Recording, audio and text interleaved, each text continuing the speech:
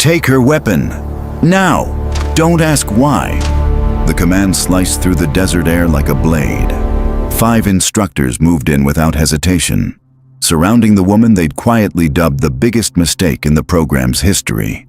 What happened next over the course of 83 seconds would burn itself into memory.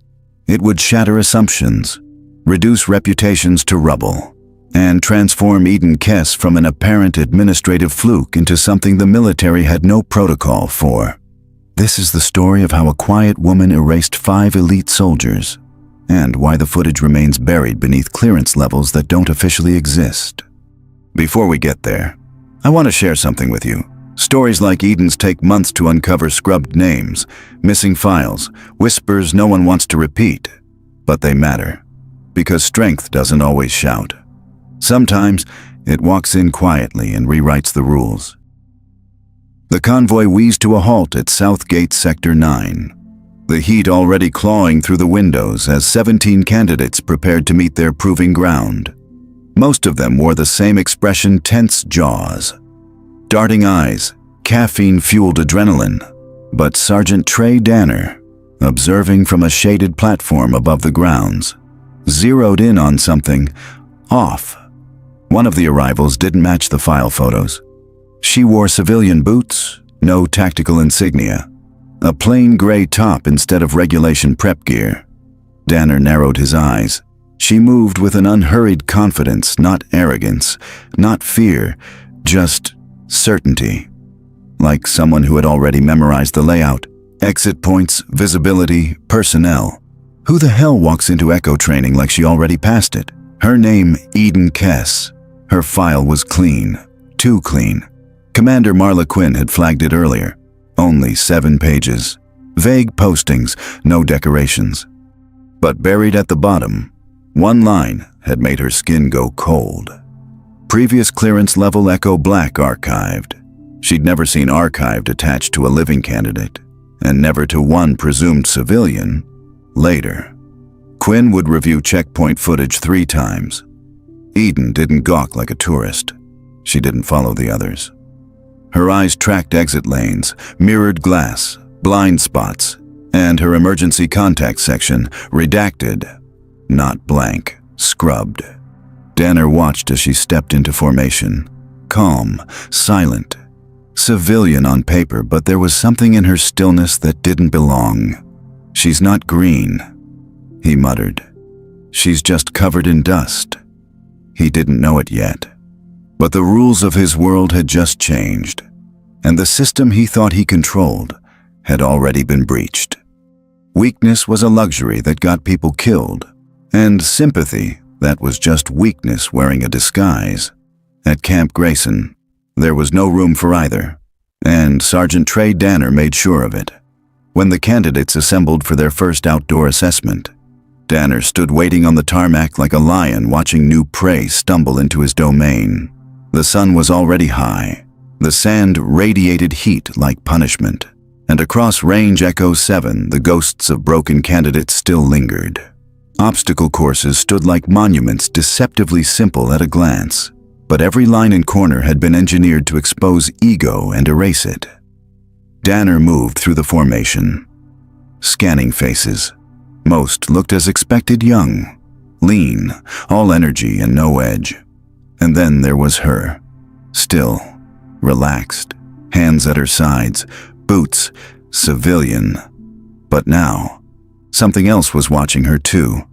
Private Wren Bishop. Wren wasn't the type that spoke much, grew up 3rd of 7. If she wanted to be heard, she'd learn to listen first. And there was something about the woman standing next to her in formation that made her neck prickle. At first, it was the way Eden moved, efficient, but never rushed. She didn't stumble over new protocol. She didn't scan for approval. She navigated the training grounds like someone who'd been there before, just not recently. Then came the weapons drill. Field strip the XM9 adaptive rifle, clean it, reassemble, time 15 minutes. Most recruits fumbled, some panicked, others grunted their way through with misplaced confidence. Eden. She approached the rifle like it was foreign, touched it like it might bite, Her hands moved slowly, uncertainly. But Ren noticed something Danner didn't. Her hesitation was fake. Each part came apart with practiced ease. Her fingers knew where to go, what to touch, where to apply pressure. Not just knowledge muscle memory, repetition born of survival.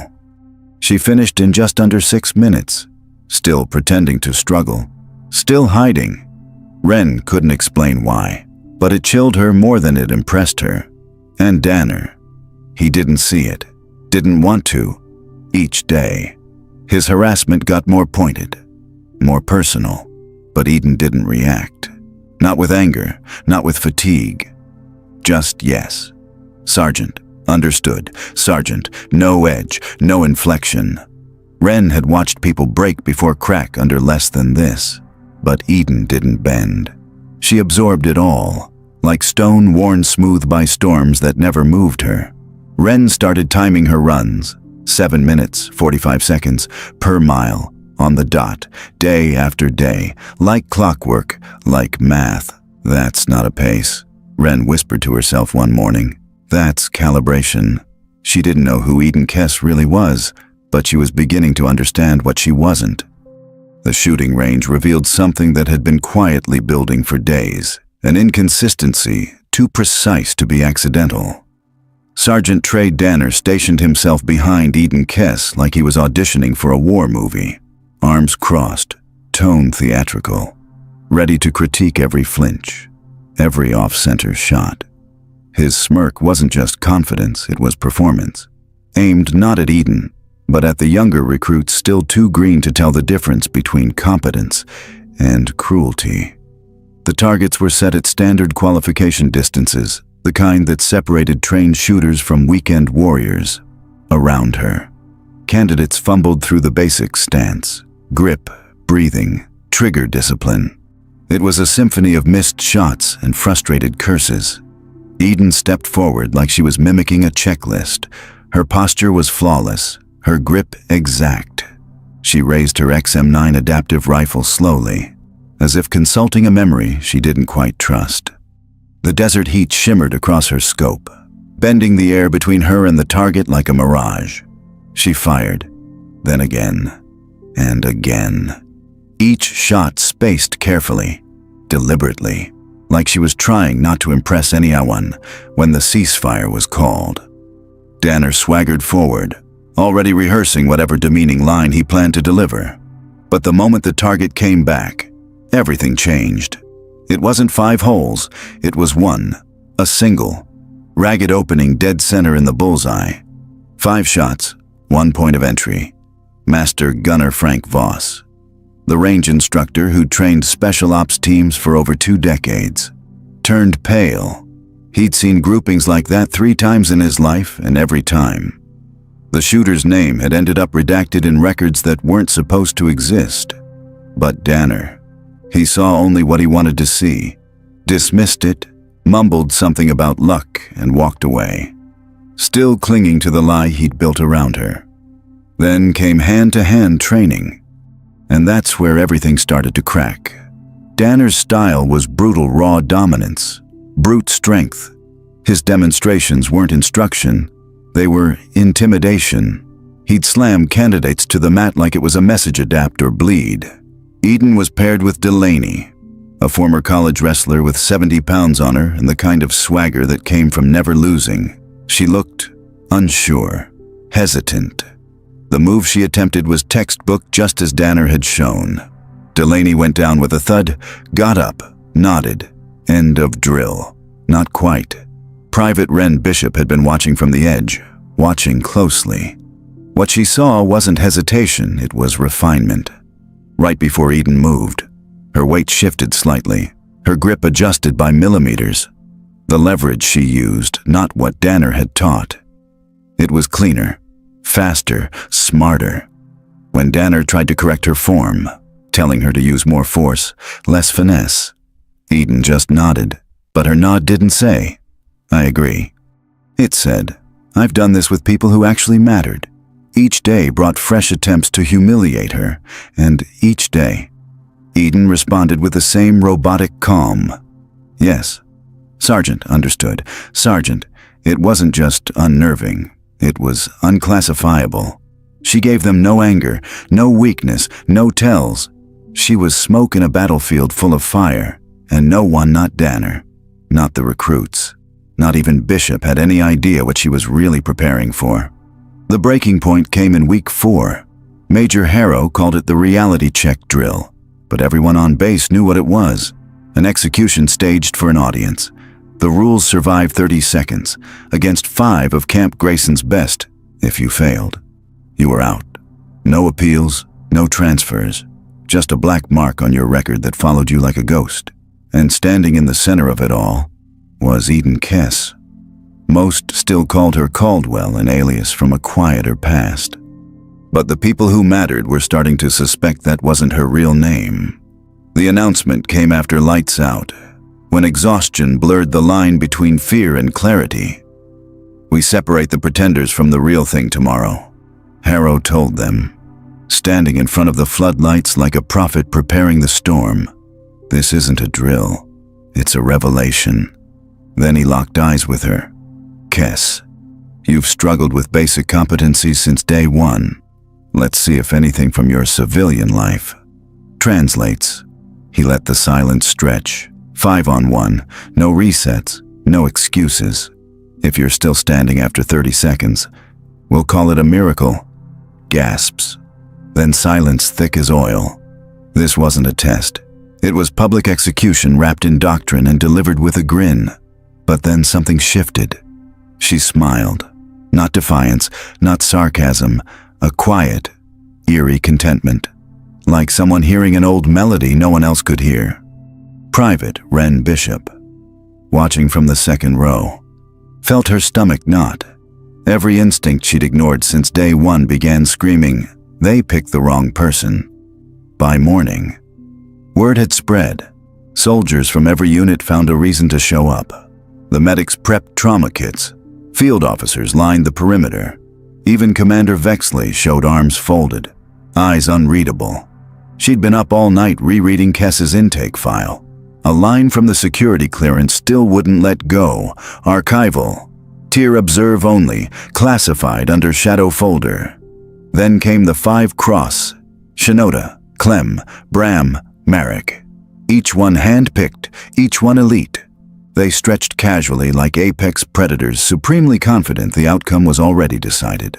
But when Eden Kess stepped out of the equipment bay, the air changed. Her gait was different-centered. Precise, efficient, not trained, conditioned, and when she rolled up her sleeves. The scars said everything her file didn't. Bullet traces, surgical crosshatches, shrapnel memory, all healed, all real. Commander Vexley exhaled slowly. She's not a candidate. She realized. She's a relic from something we weren't supposed to see again. Major Harrow stepped to the line, lifting his whistle. No weapons, no eye gouging, stay standing or surrender. Caldwell, any last words? Eden turned to face him, and this time, her voice wasn't quiet, just one. When this is over, will you finally admit you never knew what you were looking at? Not louder, but somehow more present, like the words were being carved into the desert air itself. Just one question, Sergeant, Eden Kess said, her voice steady. When this is over, will you finally admit you never knew what you were looking at? The 5 attackers began to spread, forming a loose semicircle. Their movements smooth with the confidence of men who'd trained together for years. They discussed their plan the night before: overwhelm her with speed and angles. Hit hard. End fast. Make it clean. Make it humiliating. Sergeant Danner raised the whistle. One sharp blast and the desert exploded. Delaney was the first, all 230 pounds of him, barreling forward like a freight train, shoulder lowered, momentum primed. If he connected, it was over before it began. But Eden wasn't there. She shifted exactly 8 inches left at the last possible moment. Not a retreat, a redirection. Delaney stumbled past her into empty space. Her hand touched the base of his neck. Just once. A surgical strike. His legs gave out, collapsed like a building whose foundation had quietly disappeared. He lay in the dust, blinking at a sky that no longer made sense. Then came Marston and Torres, flanking from either side, but Eden had vanished again. Physics betrayed them. They collided mid-sprint, limbs tangling, knees smashing, two weapons turned against themselves by absence before they could rise. She was already among them. A palm strike to Marston's shoulder arm, dead. A foot to Torres's knee joint, locked. Done. Bradner came in low, fast, calculating. He reached for her legs, but there were no legs where legs should be. She rose above him like smoke, elbow connecting to the base of his skull with frightening precision. He crumpled instantly. Less than 20 seconds had passed, and only one remained. Novak, the strategist, the silent predator, the last man standing. But now his hands twitched. His stance wavered. He was staring not at a sparring partner, but at something he didn't have a word for. She wasn't fighting. She was expressing something, like violence was a language, and only she spoke it fluently. Commander Marla Quinn watched from the perimeter, the blood draining from her face. That tattoo barely visible beneath Eden's rolled sleeve confirmed everything.